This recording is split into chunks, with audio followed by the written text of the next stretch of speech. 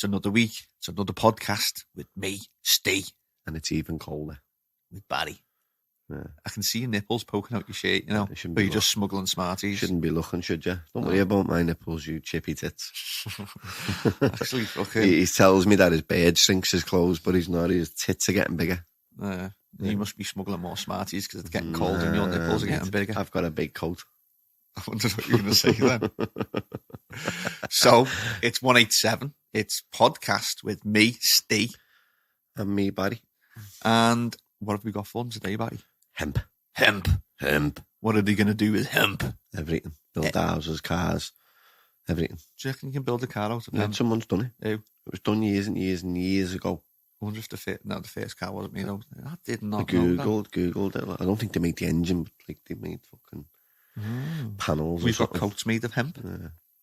I've got a lip balm that's based on hemp for the winter. A beard looks like it's made hemp. No, but I can condition it with hemp oil. See? Yeah, It's something to do with beards. Guess who we've got on for in a few weeks? I haven't organised it yet, so it might get a bit of a shock, but I've definitely told him. You're going to love it. Like a master mason hemp builder. He builds all of his houses out of hemp. I've seen him in the expo. Yeah. It was all over him. Oh, yeah. Alex, I think his name is. So we're going to get him on the podcast in the next few weeks. So if you like this podcast and we dip into hemp, we'll get him to build us a boot out of hemp. Build a booth. He might take over your job. No chance. Not open out. Is he not that good? There's not a better builder on the planet that was born from his mother that's better than me. I like the Fiore shout. So, do you think that'll be a good podcast? Yeah. Well, will I be able to say anything? No. So just let you two snuggle up. Yeah. Get on the snuggle up, like, but yeah, we'll do all right. By the end. I seen you walk when we drove past Screw Fix the other day. How excited you got because you seen building outlets. It's my cup of tea. All good? Ready to go? Turn my voice up a little bit. Oh, God, for everyone watching, the whole family. Are you ready to go?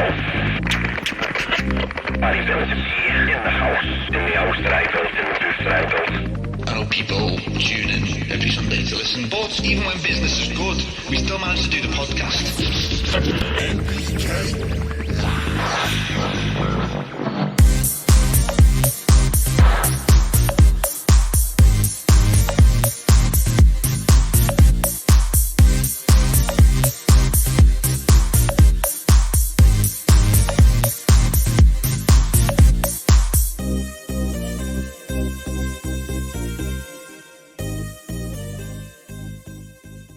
So, today's podcast, British Hemp Alliance. Yeah, man. And she's going to talk. It's only for 20 minutes. She's a very busy woman. She's given many seminars at Product Earth on the Sunday. So we managed to grab her for 20 minutes.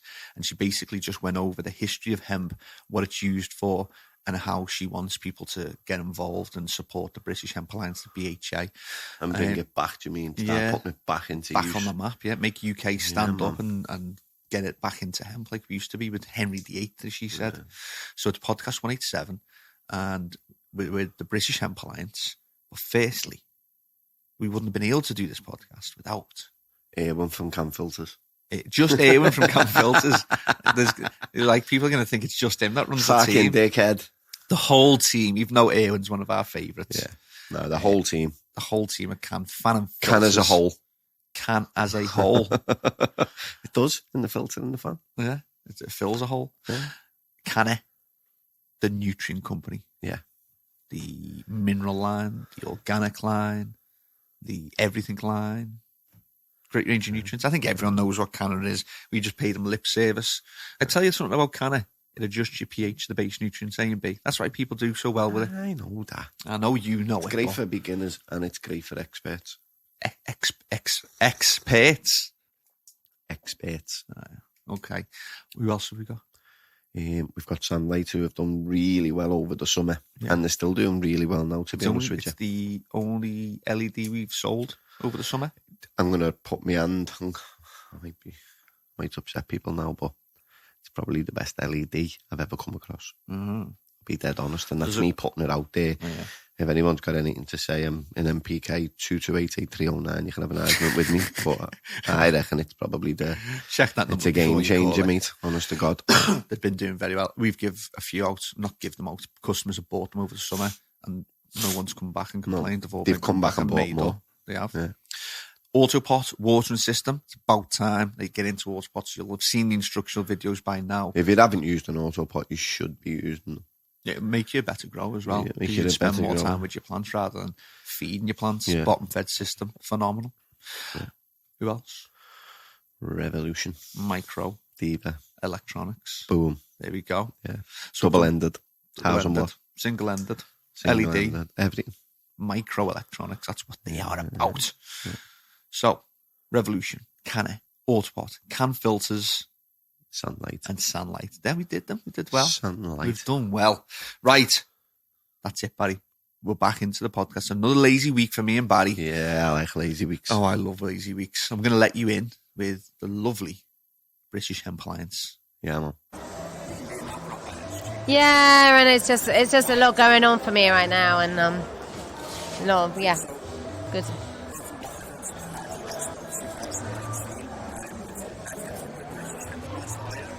Yeah, good. Thanks for inviting me. You did.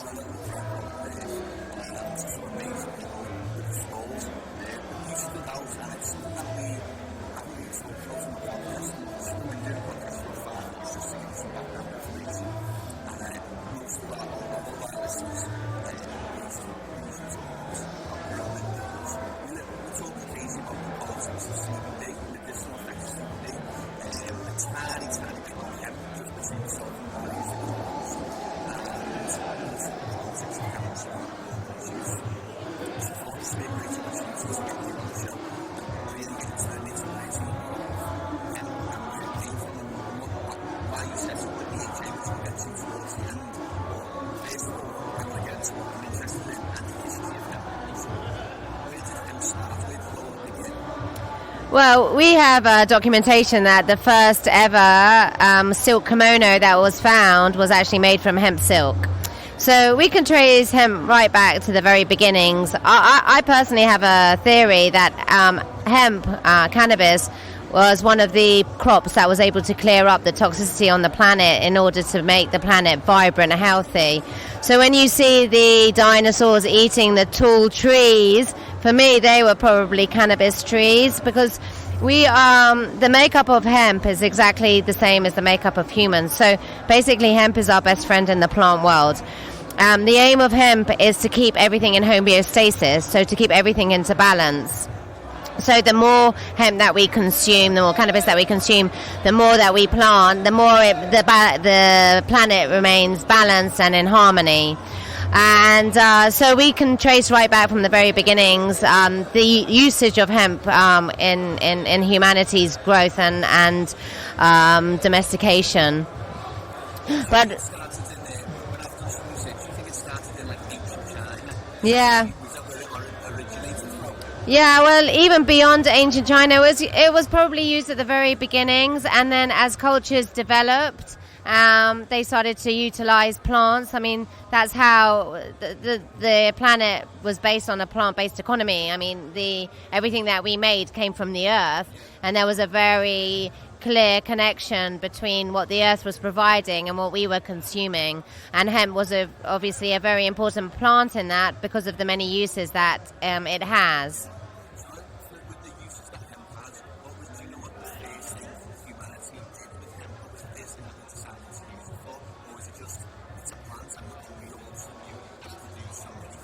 Well, they probably ate it. They probably just ate it, and then they probably worked out that they could utilize the fiber for different things, and then and so on and so forth. And you know, we looked at the ancients as being like cavemen with iron rocks banging stones, but actually the ancients were very, very highly educated, and like I said, silk kimonos, paper. There's a lot of evidence of hemp being used in the past. And then we come to potentially Jesus using hemp as an anointment, his use of cannabis as an ointment in the Bible. And when we did a history of cannabis podcast, that was one of the things that came up that we said, and I'm now fully convinced that Jesus wasn't some miracle breaker. I think he just, when he was making his ointments, it was cannabis oil, THC, CBD,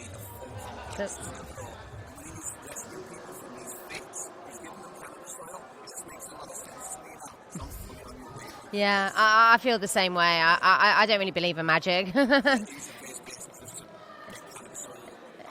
Yeah, and he was a herbalist. He was an Essene. So these guys were herbalists, and they're based. They knew all about the herbs of. And he traveled across over into the Himalayas, and it's well documented that when he traveled around, he spent a lot of time in the Himalayas, and of course, marijuana, the best Hindu Kush, comes from northern India, so there's no doubt he came across cannabis at some point along his travels like that, and probably brought back a lot of oil with him. Probably the best stuff, yeah.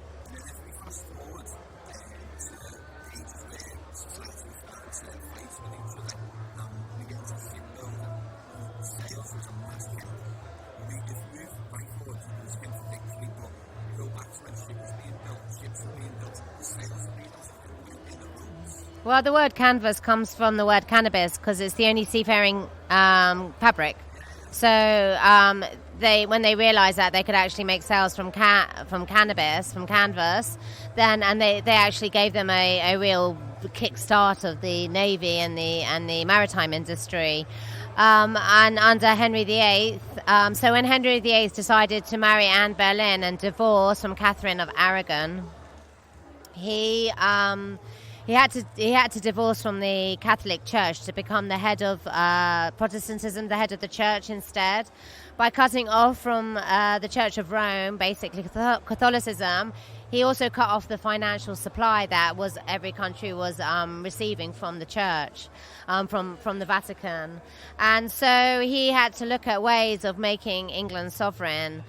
So under Henry VIII and Elizabeth I, actually, they were the biggest hemp growers at the time. It was illegal not to grow hemp. You had to grow one root, which was about a quarter of an acre of your land, had to be hemp.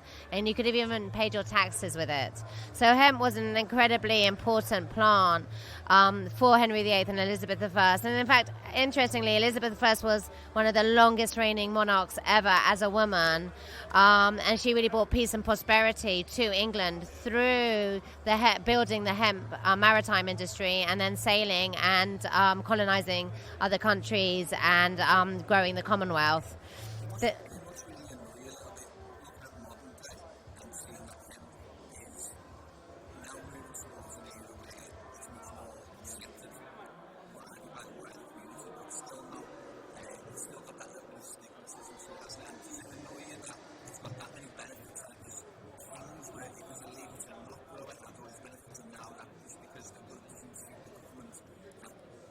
Yeah.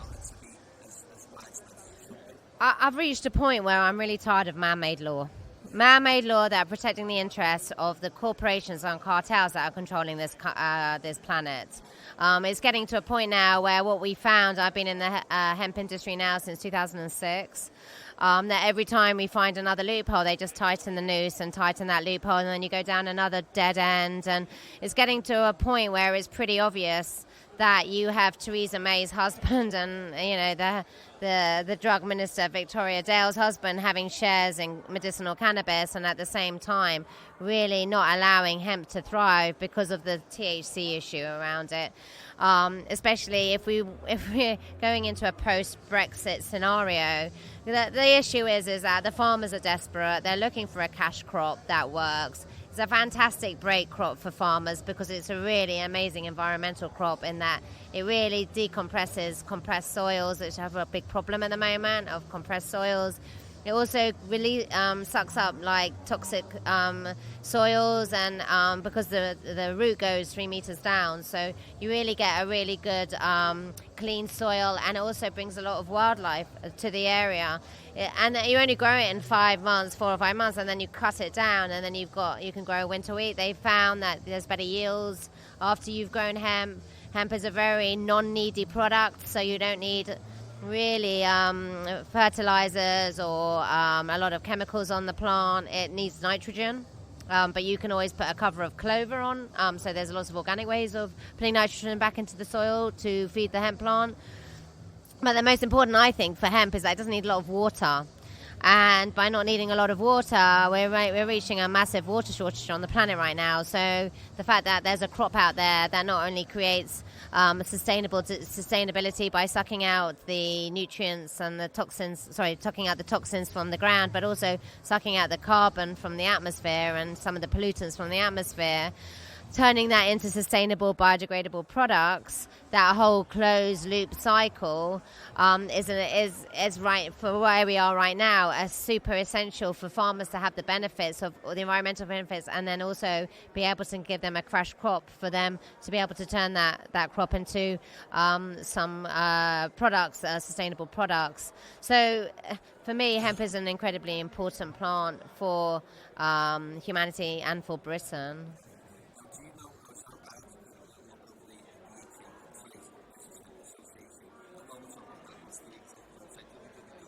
BritishHempAssociation.co.uk.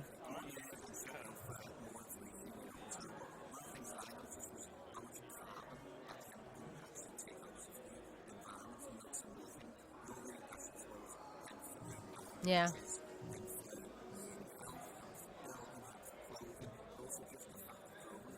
Yeah. Yep. Yep.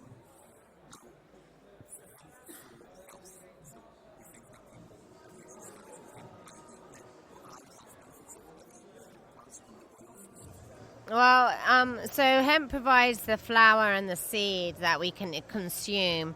The flower contains all the cannabinoids we need to feed our endocannabinoid system. Have you talked to your speakers? They know a lot about the endocannabinoid system. So basically, hemp provides the cannabinoids that we need to have a healthy endocannabinoid system. But the seed itself is really, really powerful because it contains all the omegas that we need, 3, 6, and 9, that we need for a healthy system. Also, it's very high in protein, and also in GLAs that we're really missing in our bodies. So hemp as a protein source, as a seed source, is incredibly good for us. Breast milk is the closest thing to hemp milk is the closest thing to breast milk. So if you are unable to produce milk, rather than buying the horrible Nestle powdered formula milk, actually hemp milk is a lot closer to the makeup of breast milk. Yeah. So, and it has the perfect combinations of what we need for human health. So the seed is fantastic. Then you can press it into the oil, which is great for lubricating muscles and joints, healthy bones. Obviously, an oil-rich diet is really good for lubrication of our bodies, and also containing massive amounts of proteins in the oils as well. And then you've got obviously the bud and the flower that you can eat or turn into soups and everything, which then contains all the cannabinoids that we need as well. So actually, consuming the whole plant, so you have the seed and the flower that you consume for the health and well-being part. You have the fiber that can be turned into a number of different, the bast fiber that can be turned into a number of different, from carpets to curtains to fabric to anything. Then you have the shiv in the middle that can be turned into brick, into buildings, into bedding. There's so many uses. And then you've got the dust that we can turn into briquettes and burnt instead of wood. So, and then you've got the root. And I heard, I haven't been able to check it out, but I have heard that hemp root was used for gunpowder originally. It was the root of the hemp plant was used for gunpowder before they had actually proper gunpowder. So it would make sense actually, because if you think about the way when guns came out was more or less when hemp was becoming more industrialized. So I wouldn't be surprised if that wasn't there wasn't some truth in that. So, but and again, interestingly, the root is illegal in the UK. So you can't utilize the root. The root, yeah. Yes, it is strange, and I do wonder whether there's a reason for that. Yes. Why?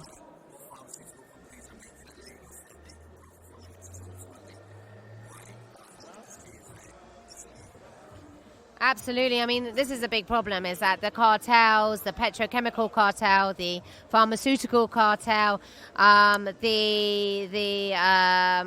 steel cartel, and basically the paper cartel have really used hemp as demonized hemp to enable them to really dominate the market. And at the time, no one knew the environmental consequences of that action. And now we know the environmental consequences of the action. We cannot go on knowing what we know. We didn't know that in 1971 when the misuse of drugs came out and they stopped all hemp production. We couldn't know what the consequences are. But now we do. That to continue with laws that are deliberately stopping us from having a thriving planet, it's just got to a point where you just, how much longer can we take this hypocrisy? I personally, I've reached a point where I can't take it anymore. And I think it is a break when you say, I've had enough, there is a point, and we're all kind of reaching that point. And I think that's important because we take a lot of stuff and we take a lot of, abuse, I think. And there has to get to a point where it's just your boundaries are overstepped. And I'm feeling, for me at the moment, my boundaries are overstepped. Also, I come from a plant medicine background. I work with plants. That's my background. I communicate on behalf of the plants. I feel that I'm a spokesperson for the plants. And they share this habitat, this planet as much as we do. They have every right to be here as much as we do. And we have a symbiotic relationship with plants. We have always ingested plants. The plants have always had a symbiotic relationship with humans. Without plants and humans, we wouldn't be able to survive here. So to have a plant prohibited for political reasons and actually seeing a massive destruction and a massive disintegration of our health and well-being, humanity and environmental health and well-being, you have to get to a point where you say enough is enough and it's time for some, disruption.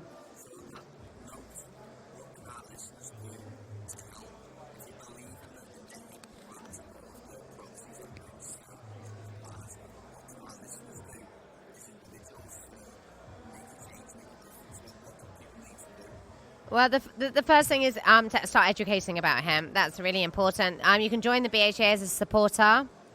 That then gives us a broader outreach to get our message out. So we lobby, educate and connect. So that's our aim at the moment, is to lobby government to remove these barriers to growth and be a voice in this discourse.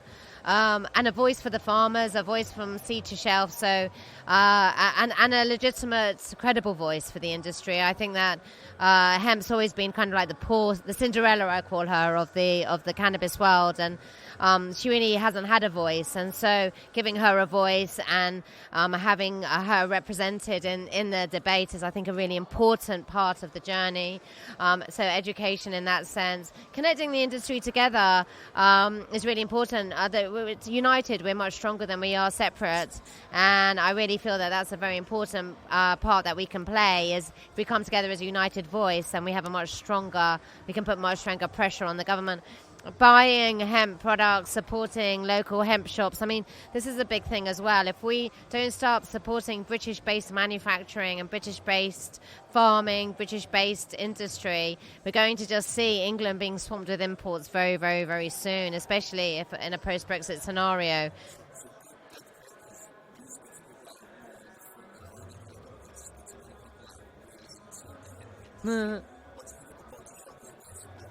No, it's run by L'Oreal.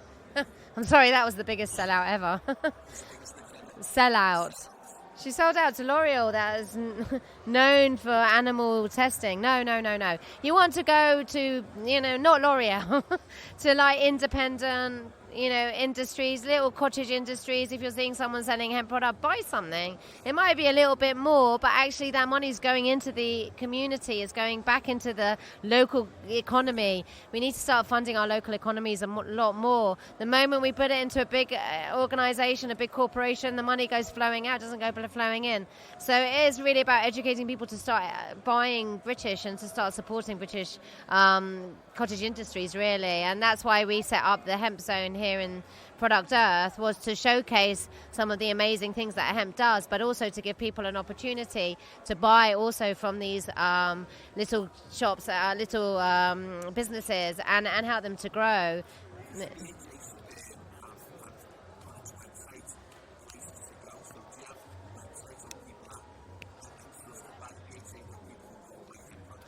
All our members are listed on there, so we only list our members at the moment. So you can see what members are there and where they are, and you go straight to their website, and you can have a look on what's going on in the hemp. So the more members we have, the more we'll list them on there. No, so I mean, if you become a supporter, it's £50 wage, £30 unwaged. It's a minimal, for that you get a membership. You just get a letter coming in, and then we show you what we do with your money. And we're a not-for-profit. There's no money being made at the BHA. Our aim, all the money that we make goes into doing shows, educating, outreach. We want to set up an APPG, which is an all-parliamentary parliament group on hemp. Which there isn't one at the moment, and really that's because it's very difficult to find any politician who's even interested in hemp.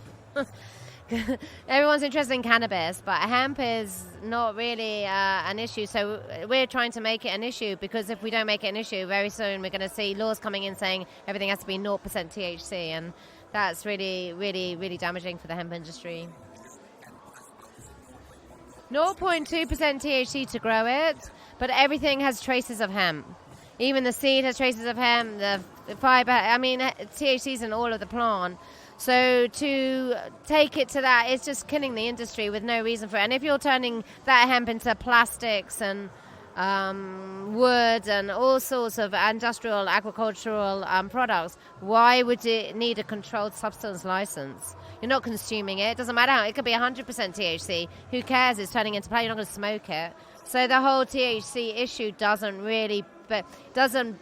bode well for the industrial agricultural hemp that we're promoting. And also you lose the whole sight of the environmental benefits of it and the farming benefits of it. And so what we're really wanting to do is promote the importance of hemp as an agricultural and industrial crop and not as a controlled substance, which is what it has been, because by giving it a controlled substance title, it means that other more bigger polluting corporations can still run the show. Yeah.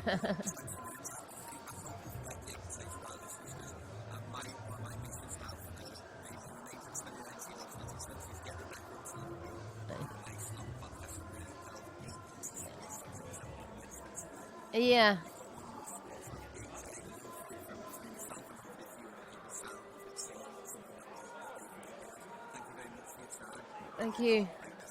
Thank you. Yeah, and if you're interested, just come onto the website. It's www.britishhempassociation.co.uk. If you've got any questions, the more supporters, the more people that come on board with hemp. I mean, we're doing this for future generations, really. For me, I'm setting this up for 100 years down the line, because we are in a real situation on planet Earth right now. And one of the biggest situations is the amount of waste that we're consuming, which isn't being biodegradable. And hemp is a fantastic plant for biodegradable products, for products that don't cost the earth, for going back to a plant-based economy, which is really essential if we're going to bring balance back to the planet and to the environment. So supporting the hemp, this is the first steps of a very long journey. Things are changing very, very, very quickly politically. So the more supporters we have with hemp, the more people on board, the stronger our voice, and the stronger our voices, the more we can disrupt the system and hopefully see an England ideally thriving and a hemp hub of Europe. So that's our aim, is to make England the hemp hub of Europe. Thank you so much. Yeah, thank you for inviting me, and I look forward to coming up to Liverpool. Bye for now. So, what do you think about her? She's heavy. She was lovely, wasn't she? She's heavy. Yeah. She knows her shit. She knows her hemp. She does know her hemp. Listen, mate, she knows her history on hemp. I know. Well, she literally said, for each of those little topics that covered 20 minutes, we could have spent a podcast probably talking about them. She's going to come back. She said she hasn't been to Liverpool in years. Yeah. She's going to come up to Liverpool, see some of her friends, and do a big, long podcast. Have you just pushed the rubber leather off your chair? I'm going to fix it now. You're a fiddler. Oh, you've done that before, haven't you? It's back on. Oof, I won't say how excited I got when you did that. So, Barry, have your sip of your coffee. It's the end of the podcast. Put your feet up. Let's enjoy the rest of this Sunday when most people listen. But it could be any day. Why do we have to work on a Sunday? Can't we change the podcast day? We work 7 days a week. This is not pre-recorded on a Wednesday or Thursday. And this shit out on a Sunday. Live and direct. There we go. Me and Barry are signing off. 187. Yeah, Mum. We'll be back next week 188, and we are doing some growers ask some questions. We're very shy. So we've got a little 5-6 minutes. 4 or 5 people asked some questions. They plucked up the courage to get on the podcast. They asked their questions, and we are going to answer them. Yeah, man. That's next week. See you all later. Bye-bye. Yeah, man. To that.